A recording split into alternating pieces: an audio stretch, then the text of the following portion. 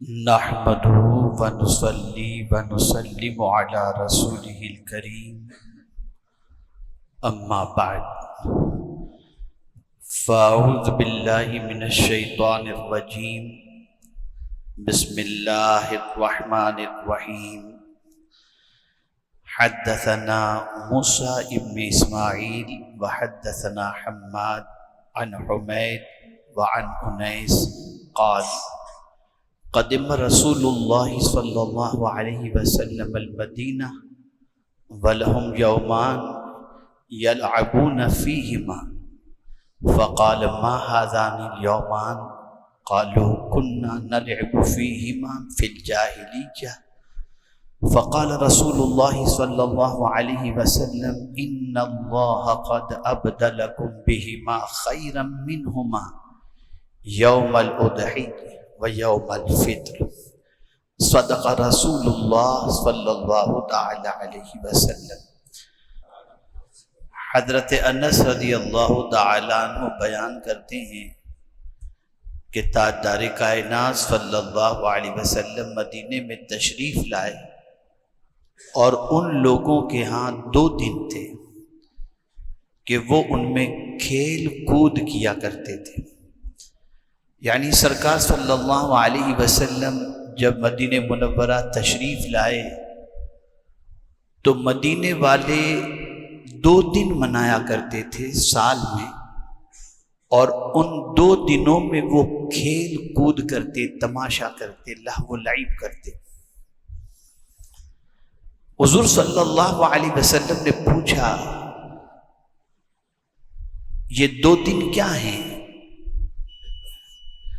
یہ 2 دن سال میں جو کھیل کود کرتے ہیں یہ کیا ہیں یہ 2 دن؟ انہوں نے کہا ہم دور جاہلیت میں ان دنوں میں کھیل کود کیا کرتے تھے۔ یعنی یہ 2 دن سال کے ان کے کھیل کود کے ہوا کرتے تھے، وہی کنٹینیوس تھے۔ اب حضور صلی اللہ علیہ وسلم نے جو فرمایا اس سے آپ سرکار صلی اللہ علیہ وسلم کے اختیار کو بھی سمجھیں گے اور حضور صلی اللہ علیہ وسلم کے احسان کو بھی سمجھیں گے، اور آج کا دن جو ہم مناتے ہیں اس دن کی اہمیت یعنی عید الفطر کی اہمیت بھی ہماری نگاہوں کے اندر اجاگر ہوگی انشاءاللہ۔ تو رسول اللہ صلی اللہ علیہ وسلم نے فرمایا، یعنی جب لوگوں کو کھیل کود سال میں 2 دن کرتے دیکھا تو سرکار صلی اللہ علیہ وسلم نے فرمایا اللہ تعالیٰ نے تمہیں ان کے بدلے میں ان سے اچھے 2 دن عطا فرما دیے، اور وہ 2 دن کون سے ہیں؟ تو رسول اعظم صلی اللہ علیہ وسلم نے فرمایا عید الاضحیٰ اور عید الفطر۔ یہاں سے یہ بات سمجھ میں آئی کہ عید الاضحیٰ اور عید الفطر یہ 2 دن اللہ کے رسول صلی اللہ علیہ وسلم کے مقرر کردہ ہیں۔ یعنی سال میں جو دور جاہلیت کے اندر لوگ 2 دن منایا کرتے تھے، ان 2 دنوں میں کیا ہوتا؟ لہو و لعب، کھیل کود، تماشا، شور شرابہ۔ تو آقا کریم صلی اللہ علیہ وسلم نے فرمایا اللہ نے ان سے اچھے 2 دن تمہیں عطا فرمائے ہیں، اور وہ 2 دن کون سے ہیں؟ عید الفطر اور عید الاضحیٰ، یعنی 1 شوال اور 10 ذی الحجہ۔ اب یہاں پر میرے پیارے آقا صلی اللہ علیہ وسلم کے پیارے دیوانوں سمجھنے کی بات یہ ہے کہ اللہ کے رسول صلی اللہ علیہ وسلم گویا کہ اپنی امت کو یہ پیغام عطا فرما رہے ہیں کہ میرے امتیوں تمہارا کوئی کام خدا کو بھولے بغیر ہونا ہی نہیں چاہیے۔ جس رب نے تمہیں زندگی عطا فرمائی اس رب کی یاد کو اپنی زندگی کا مقصد بناؤ، اور اسی کے ساتھ ایک عظیم پیغام یہ بھی ہے کہ تمہارا کوئی کام بے مقصد نہیں ہونا چاہیے، با مقصد ہونا چاہیے۔ اب آج کا دن ہم جو مناتے ہیں عید الفطر کی حیثیت سے، تو اللہ کے رسول صلی اللہ تعالی علیہ وسلم نے اس عید الفطر کے اندر 2 رکعت زائد رکھی ادا کرنے کی غرض سے کہ جو اللہ نے تمہیں یہ خوشی کا دن عطا فرمایا، تو اس 2 دن میں خوشی منانے کا طریقہ یہ ہے کہ تم خوشی میں اپنے رب کی یاد زیادہ کرو۔ آپ فجر کی نماز پڑھتے ہیں، ظہر کی پڑھتے ہیں، عصر کی پڑھتے ہیں، جمعہ کی پڑھتے ہیں، کسی نماز کے اندر زیادہ تکبیریں آپ کو نہیں ملیں گی۔ رکوع میں جانے کی تکبیر ہوگی، سجدے میں جانے کی تکبیر ہوگی، سجدے سے اٹھنے کی تکبیر ہوگی، لیکن زائد تکبیریں نہیں ہوں گی۔ لیکن جب عید کی نماز پڑھو گے تو اللہ تعالیٰ کے پیارے حبیب صلی اللہ علیہ وسلم نے اس میں 6 زیادہ تکبیریں رکھ کر کے امت مسلمہ کو یہ درس دیا کہ جب تمہیں خوشی ملے تو خدا کا ذکر زیادہ کرو۔ اور اس تسبیح، اس اللہ عز و جل کے پیارے حبیب صلی اللہ تعالی علیہ وسلم کی طرف سے عطا کردہ تکبیر کے الفاظ کے ذریعے یہ واضح ہوتا ہے کہ جب تم اللہ اکبر کہو تو تمہارے دل کے اندر یہ جذبہ اور یہ خیال ہونا چاہیے کہ بڑا کوئی بھی نہیں، بڑا سب سے اللہ عز و جل ہے۔ اور یہ تصور جب انسان کے ذہن میں بیٹھ جاتا ہے تو پھر یہ انسان کبھی خود کو بڑا تصور نہیں کرتا، وہ خدا ہی کو ہمیشہ بڑا تصور مانتا ہے، اسی کے لیے بڑا تصور مانتا ہے۔ اب اسی کے ساتھ آپ یہ بھی دیکھیں کہ عید الفطر کی ادائیگی سے پہلے، نماز عید الفطر ادا کرنے سے پہلے صدقہ فطر دینے کا حکم ہے، اور قربانی کا حکم نماز ادا کرنے کے بعد ہے، اور صدقہ فطر ادا کرنے کا حکم نماز عید ادا کرنے سے پہلے۔ کبھی یہ صدقہ فطر کے بارے میں ہم نے سوچا ایسا کیوں ہے؟ یہ واجب ہے ہر صاحب نصاب پر، اس کے لیے سال گزرنا ضروری بھی نہیں۔ گھر کا جو ذمہ دار ہے، سارے ماتحت والے، یہاں تک کہ اگر کوئی نوکر بھی تمہارے گھر میں مسلمان تمہارے ماتحت رہتا ہے تو اس کا بھی صدقہ فطر ادا کرنا گھر کے ذمہ دار پر واجب ہے۔ بلکہ یہاں تک کہ اگر کوئی عورت امید سے ہے، اس کے شکم میں بچہ موجود ہے، تو اس کا بھی صدقہ فطر ادا کرنا واجب ہے۔ یہ کیوں ہے اور نماز عید سے پہلے کیوں؟ اس کو سمجھو۔ پورا مہینہ روزے سے گزرا، تلاوت سے گزرا، تراویح سے گزرا۔ ہم میں کتنے لوگ ایسے ہیں جنہوں نے روزے کا حق ادا کیا، جنہوں نے روزے کے اندر اپنے آپ کو ہر بری چیز سے بچائے رکھا، جنہوں نے اپنے روزے کی حفاظت کی۔ تو ہم جب اس پر غور کرنے بیٹھیں گے تو ماہ رمضان المبارک میں روزے کی حالت میں کبھی جھوٹ بھی نکل گیا، کبھی کسی کی غیبت بھی ہو گئی، کبھی کسی کی برائی بھی ہو گئی، کبھی کوئی اللہ کا ناپسند جملہ بھی نکل گیا، کبھی کچھ اور ایسی حرکت ہو گئی جو اللہ عز و جل کو روزے کی حالت میں پسند نہیں تھی، جس سے ہمارا روزہ ایک دم پیور نہ بن سکا، اس میں کچھ نہ کچھ نقص پیدا ہو گیا۔ اور اس نقص کی وجہ سے جس طرح سے روزے کی قبولیت کا مقام ہونا چاہیے وہ مقام ہمیں نصیب نہ ہو سکا۔ اب تم جا رہے ہو عید کی نماز ادا کرنے، خوشی منانے کے لیے جا رہے ہو، تو فرمایا گیا یوں نہ جاؤ، تم اس لیے خوشی منا رہے ہو نا کہ اللہ تعالیٰ نے تمہیں مقدس مہینہ عطا فرمایا، تم نے اس کے اندر عبادت کی، روزے رکھے، سب کچھ کیا، اے اللہ تیرا شکر ہے کہ تو نے یہ توفیق ہمیں عطا فرمائی۔ اب آج تو نے ہمیں پھر یہ دن نصیب فرمایا اور ہمیں عید الفطر عطا فرمایا کہ ہم کھائیں پئیں، اور آج کے دن تو نے روزہ حرام فرما دیا، تو اب خوشی کے اندر آپ عید منا رہے ہیں۔ تو فرمایا جو نقص رہ گیا ہے نا، اس کی وجہ سے تم خوشی کیسے مناؤ گے؟ تمہارے روزے کے اندر جو تم نے کمیاں رکھی، غلطیاں جو کی، اس میں خوشی کیسے مناؤ گے؟ تو ایک کام کرو، نماز عید سے پہلے صدقہ فطر نکال دو اور یہ غریبوں کو دے دو۔ اگر غریب خوش ہو گیا تو اللہ تمہاری ساری کمیوں کو دور فرما دے گا۔ اس لیے ہے یہ صدقہ فطر کہ غریب کو جب تم دے دو گے اور وہ خوشی منائے گا تو اس کے خوش ہونے پر اللہ رب العزت جل جلالہ تمہیں بھی خوشیاں عطا فرما دے گا۔ یہاں سے ایک بات سمجھ میں آئی کہ اگر تمہاری وجہ سے کسی کو خوشی نصیب ہو جاتی ہے تو حقیقت میں یہی خوشی ہے۔ آقا کریم صلی اللہ علیہ وسلم نے فرمایا احب الاعمال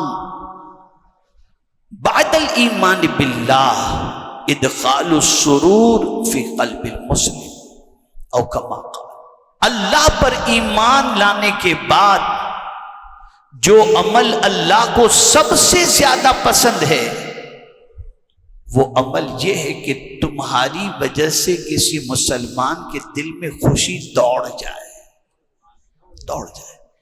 میرے پاس کل رات ایک ویڈیو آئی، ہمارے ایک ساتھی ہیں انگلینڈ کے اندر رہتے ہیں، انہوں نے وہ ویڈیو بھیجی، انہوں نے غزہ کے مسلمانوں کے لیے کپڑے بھیجے تھے، تو وہاں کی ویڈیو کہ ایک بڑے کیمپ کے اندر جب کپڑے تقسیم کیے جا رہے تھے تو بچے آتے تھے، اپنے نام کے کپڑے لیتے تھے اور پہنتے تھے اور ٹرائی کرتے تھے، اور پھر جب ہو جاتے تھے اور جو بچے مسکراتے تھے اور جو ان کے چہرے پر ہنسی دوڑ رہی تھی، اس کی ویڈیو انہوں نے بھیجی۔ یقین مانے دل اتنا خوش ہوا کہ جن کا کوئی نہیں ان کو یہ لوگ خوشی پہنچا کر، ان کو کپڑے پہنچا کر ان کو عید کی خوشیاں عطا کرتے ہیں، اور وہ بچے جب خوش ہو رہے ہوں گے تو حضور کتنے خوش ہو رہے ہوں گے۔ اور یہ بھی رسول اعظم صلی اللہ علیہ وسلم کی سنت مبارکہ ہے کہ آقا کریم صلی اللہ علیہ وسلم عید کے دن تشریف لے جا رہے تھے اور آپ نے دیکھا کہ بچے نئے لباس زیب تن کیے ہوئے ہیں، ان میں ایک بچہ ایسا ہے جس نے لباس کوئی اچھا نہیں پہنا تھا، رو رہا تھا کنارے پر۔ آقا کریم صلی اللہ علیہ وسلم نے فرمایا کیا بات ہے، سب نے اچھے کپڑے پہنے ہیں اور تو آج اس کپڑے کے اندر؟ تو اس نے عرض کیا کہ حضور سب کے ماں باپ ہیں، میں یتیم بچہ ہوں، مجھے کون کپڑے پہنائے گا؟ حضور نے اس بچے کو گود میں اٹھایا، عیدگاہ نہیں گئے، لے کر سیدھا حضور گھر پر آئے، اور گھر پر آ کر کے حسن مجتبیٰ یا امام حسین رضی اللہ تعالیٰ عنہما میں سے کسی کے کپڑے اسے پہنائے، اور پھر حضور اس یتیم بچے کو اپنے کاندھے پر اٹھا کر عید کی نماز ادا کرنے تشریف لے گئے۔ اب جب دوسرے بچوں نے حضور کے کاندھے پر اس یتیم بچے کو دیکھا تو کہنے لگے کاش ہم بھی یتیم ہوتے تو ہمیں بھی حضور اپنے کاندھوں پر اٹھا کر لے کر کے جاتے۔ یہ سبق سیکھو، یہ فن سیکھو، اپنی ہی فکر نہ کرو۔ یہ مغربی تہذیب ہے، یہ ویسٹرن مینٹلٹی ہے کہ آدمی سیلفش ہوتا ہے۔ اسلام کا طریقہ یہ ہے کہ خود غرض مت بنو، اپنے اندر قربانی کا جذبہ پیدا کرو، خوشی میں بھی سب کو شریک رکھو، اور غم کے اندر بھی اللہ عز و جل کے بندوں کے غم کو ہلکا کرنے کی کوشش کرو۔ میرے پیارے آقا صلی اللہ تعالی علیہ وسلم کے پیارے دیوانوں، آج کے دن ہم دیکھتے ہیں کہ بس یہ عید کی نماز ختم ہوگی، جائیں گے، کھائیں گے، پیئیں گے، اور اس کے بعد پھر مسجدیں ویران، پھر نماز سے تعلق ختم، پھر کلین شیو ہو جائیں گے، اور پھر وہی لہو و لعب اور مست اپنی زندگی گزاریں گے، پھر لگائیں گے اسٹریٹ کیا کہتے ہیں اس کو، اور پھر اس کے بعد اس پر خوب شور شرابہ ہوتا رہے گا۔ یہ ساری چیزیں اسلام کے اندر اس کی اجازت نہیں، غلط طریقے سے۔ ضرورت اس امر کی ہے کہ اللہ عز و جل نے جو انعام کا دن آج ہمیں عطا فرمایا، اس انعام والے دن کے اندر اللہ کی نعمتوں کی قدر کریں، اللہ کا شکر ادا کریں، اور اپنی خوشی کے اندر ایسا نہیں کہ میں اور میری فیملی بس، نہیں، اللہ کی مخلوق کو بھی شامل کریں، خدا کے غریب بندوں کا بھی خیال کریں۔ بلکہ میرے پیارے آقا صلی اللہ علیہ وسلم کے پیارے دیوانوں، بہت سارے تو یہ تصور کرتے ہیں کہ ہم دیں گے تو کم ہو جائے گا، اور خود اپنی ذات پر لاکھوں کروڑوں خرچ کرتے ہیں، کوئی فرق نہیں پڑتا۔ یہ غلط تصور ہے، غلط تصور ہے۔ اللہ کی راہ میں دینے سے کبھی کم نہیں ہوتا۔ اور میں آپ کو ایک فن سکھاتا ہوں، یہ حدیث کی روشنی کے اندر، خدا کو تلاش کرنا ہو تو کہاں خدا ملے گا، اور حضور کو تلاش کرنا ہو تو حضور کہاں ملیں گے۔ میں یہ فن آپ کو سکھاتا ہوں، اسے سماعت فرمائیں حدیث کی روشنی۔ آج غریبوں سے نفرت کی جاتی ہے، غریبوں سے ملاقات کرنا پسند نہیں کیا جاتا، بلکہ غریبوں کے ساتھ بیٹھنا بھی پسند نہیں کیا جاتا۔ اور تھوڑا آگے بڑھ کر کے عرض کروں تو غریبوں کو سلام کرنا بھی آدمی اپنی توہین سمجھتا ہے۔ اب سنیے حدیث قدسی، اللہ عز و جل کل بروز قیامت ایک بندے سے فرمائے گا، میرے بندے، میں بھوکا تھا، تو نے مجھے کھانا نہیں کھلایا۔ کون پوچھے گا؟ اللہ پوچھے گا۔ وہ بندہ عرض کرے گا، مولا تو رزاق ہے، تو ہی سب کو روزی عطا کرنے والا ہے، تو کھانے پینے سے پاک ہے، بھلا تیرے بھوکا رہنے کی کیا بات؟ اللہ رب العزت جل جلالہ ارشاد فرمائے گا، فلاں میرا بندہ بھوکا تھا، اس بھوکے بندے کو اگر تو کھلا دیتا تو اس کے پاس تو مجھے پا لیتا، اس کے پاس مجھے پا لیتا۔ اللہ فرمائے گا کہ میں پیاسا تھا، تو نے مجھے پانی نہیں پلایا۔ بندہ عرض کرے گا، مولا تو پیاس سے پا کے سبھی کو تو پانی پلانے والا ہے۔ تو اللہ فرمائے گا، فلاں میرا بندہ پیاسا تھا، اگر تو اسے پانی پلاتا تو اس کے قریب مجھے پا لیتا۔ یہاں سے یہ بات سمجھ میں آئی کہ معاشرے کے جتنے کمزور ہیں، اگر ان کمزوروں کی تم مدد کرنے کے لیے پہنچتے ہو تو یہ تصور ذہن کے اندر رکھو کہ وہاں تمہیں کوئی ملے یا نہ ملے، خدا تمہیں ضرور مل جائے گا، خدا تمہیں ضرور۔ اور یہی فن ہم نے نہیں سیکھا۔ مجھے تو حیرت ہوتی ہے کہ ہر ڈپارٹمنٹ والے کو عید پہنچتی ہے، ہر ڈپارٹمنٹ والے کو ان کے تہوار کے پیسے پہنچتے ہیں، ہر ایک کا دنیا داری کا سسٹم سامنے رکھ کر کے خیال ہوتا ہے، شادی کا مسئلہ ہو تو اس میں خیال کیا جاتا ہے، لیکن اللہ کی غریب مخلوق کو کوئی توجہ نہیں دیتا، کوئی فکر نہیں ہوتی، ان کی طرف توجہ اور نظر التفات نہیں ہوتی۔ اب آپ کو جب بتاؤں گا تو آپ کی عقل دنگ رہ جائے گی۔ حضور صلی اللہ علیہ وسلم نے فرمایا، مجھے تلاش کرنا چاہتے ہو، میں کہاں ملوں گا، میں تمہیں میرا پتہ بتاؤں؟ حضور فرماتے ہیں کہ تم چاہتے ہو کہ میں تمہیں مل جاؤں، آؤ میں تمہیں پتہ بتاتا ہوں، میں تمہیں کہاں ملوں گا۔ ابغونی فی ضعفائکم، مجھے تلاش کرنا ہے تو تم میں جو کمزور ہیں ان کے پاس جاؤ، ان میں تم کو مل جایا کروں گا۔ اور یہ بات بھی ذہن کے اندر رکھو، صدقہ فطر اسی لیے ہے کہ یہ کمزور اگر خوش ہو گئے تو ان کے صدقے میں اللہ تمہارے روزے کے نقص کو دور فرما دے گا اور اسے معاف فرما دے گا۔ اس لیے صدقہ فطر کو عید کی نماز ادا کرنے سے پہلے ادا کر دینا چاہیے، زیادہ تاخیر نہیں ہونی چاہیے، تاکہ اللہ تعالی ہمارے روزوں کو بھی قبول فرما لے اور ہماری تراویح کو بھی قبول فرما لے اور ہماری عبادتوں کو بھی قبول فرما لے۔ اسی کے ساتھ آج کے دن کے حوالے سے آپ سوچیں، اللہ رب العزت جل جلالہ راستوں میں فرشتوں کو پھیلا دیتا عید کے دن، اور بندے گلیوں سے گزر کر عیدگاہ کی طرف، مسجد کی طرف عید کی دوگانہ یعنی 2 رکعت نماز ادا کرنے کے لیے نکلتے ہیں اور تکبیر پڑھتے ہوئے نکلتے ہیں، اللہ کی کبریائی بیان کرتے ہوئے نکلتے ہیں، اللہ اکبر اللہ اکبر، لا الہ الا اللہ واللہ اکبر وللہ الحمد، یہ پڑھتے ہوئے نکلتے، یہ پڑھتے ہوئے نکلتے۔ پروردگار فرشتوں سے فرماتا ہے، یہ بھی حدیث مبارکہ میں، میرے فرشتوں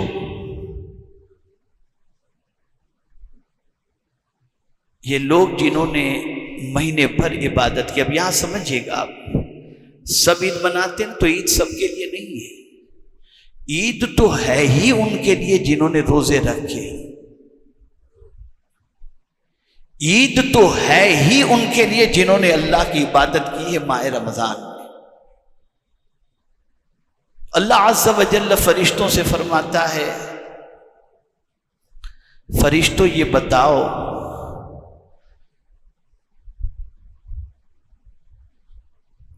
کہ یہ جو مہینے بھر انہوں نے محنت و مشقت کی، ان محنت کرنے والوں کا صلہ ان کو کیا دیا جائے؟ مولا تو بہتر جانتا ہے۔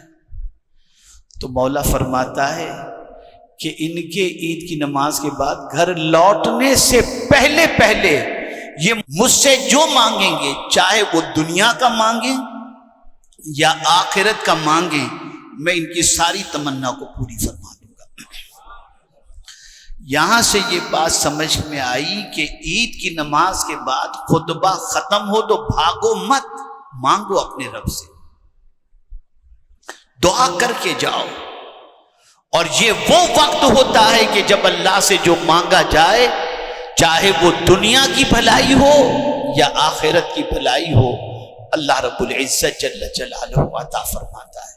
تو میرے پیارے آقا صلی اللہ تعالی علیہ وسلم کے پیارے دیوانوں، 2 تصور ذہن میں رکھیں۔ نمبر 1، ہمیشہ غریبوں کا، فقیروں کا خیال رکھیں اور انہیں حقیر نہ سمجھیں، ان کے سبب سے اللہ روزی بھی عطا فرماتا ہے اور ان کے سبب سے اللہ عز و جل پریشانیوں کو دور بھی فرماتا ہے، اور گناہوں کو اور کمیوں کو جو عبادت میں ہوتی ہے اللہ اسے معاف بھی فرماتا ہے۔ دوسری چیز کہ جب بھی خوشی کا کوئی موقع ملے اللہ کی بڑائی بیان کرو، اللہ کا ذکر کثرت سے کرو۔